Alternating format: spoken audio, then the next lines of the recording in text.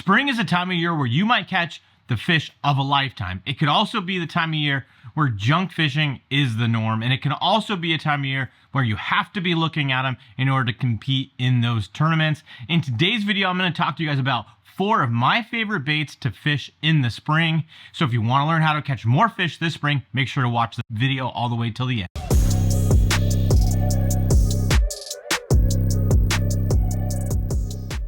For anybody new, thank you for clicking on this video. My name is Matt Luna and I make tackle making videos, tournament videos, on the water videos, and tip videos just like this one. So if that kind of content sounds like something you want to watch in the future, consider subscribing to my channel. In today's video, we're going to be covering some reaction baits and some slower moving baits because in this springtime season, we have fish that might be pre-spawn, post-spawn, and right in the middle of the spawn. And we need to have things on our deck at the ready to go that cover all these different scenarios. The first bait that I want to talk to you guys about is the ChatterBait. And one of the things about the ChatterBait is you can cover a ton of water, and there's something about springtime and that ChatterBait that just gets those fish to commit. I think the ChatterBait is a great pre-spawn bait and also a bait that can mimic some of those bait fish that are going to be cruising around all those different spawning beds, getting some of those bigger females to come up and eat it, and even some of those males that just want to keep that chatterbait away from their bed. They might think it's a bluegill or some other sunfish that's coming to eat those eggs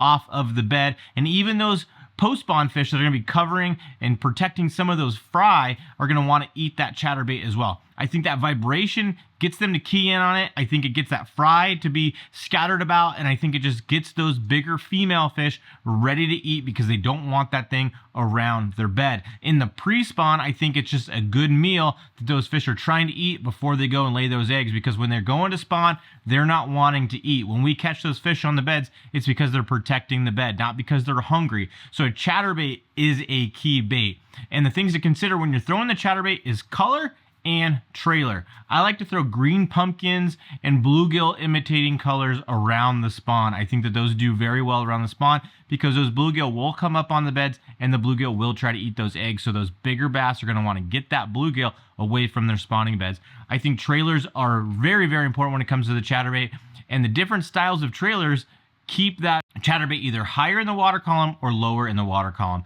The cross style baits are going to keep that bait a little bit higher in the water column, and those shad swim bait style trailers are going to let that chatterbait go a little bit lower in the water. Another one of my favorite baits to throw in the springtime is a spinnerbait, because you never know what kind of water clarity you're going to be getting in the springtime. You could have anything from gin clear to the dirtiest water that you're going to see all year.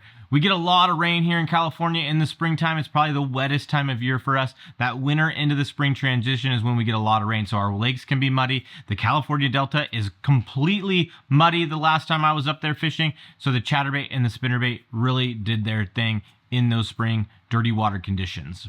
Now, when it comes to the spinnerbait, I like to throw baits that have a little bit of color to them. I like a little bit of chartreuse in there along with the white, and then the blade combination really depends on what those fish want.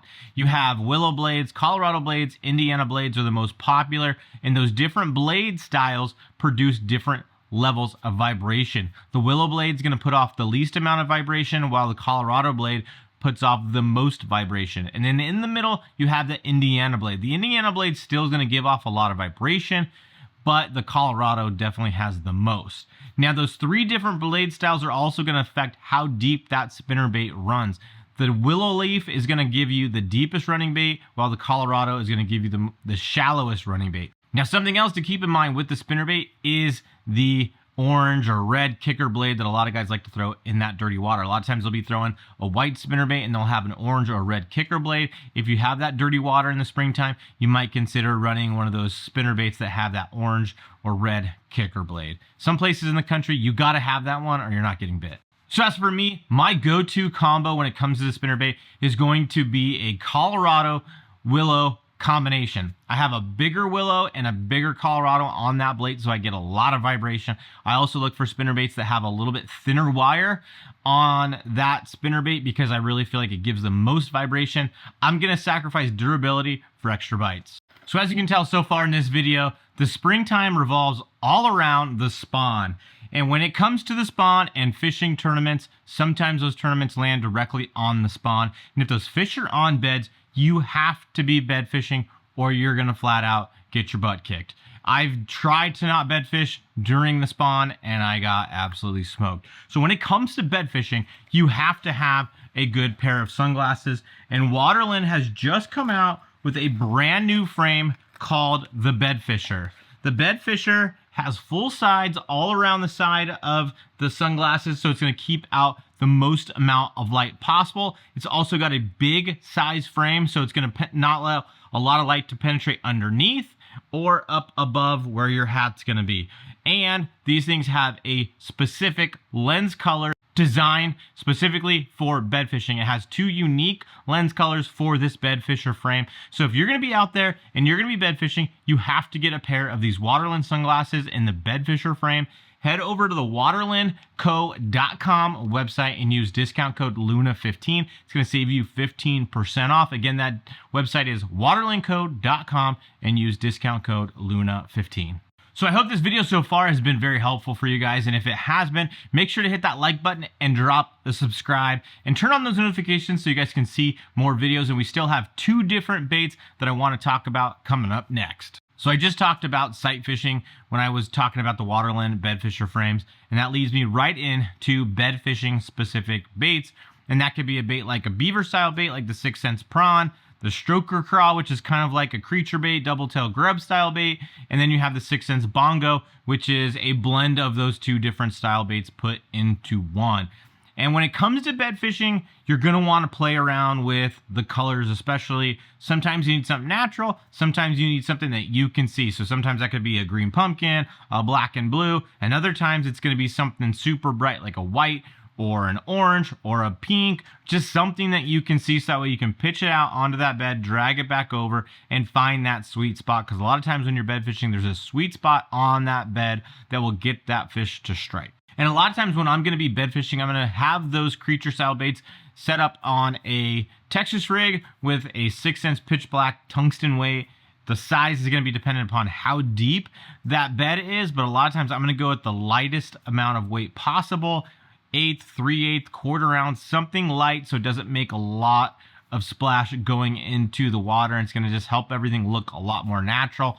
And I'm going to drag that bait up onto the bed, shake it around, and hopefully get that fish to come down and commit on that bait, and then set the hook and get that fish right in the mouth. Now, this next bait that I'm going to be talking about is a stick bait like the 6 cents clout.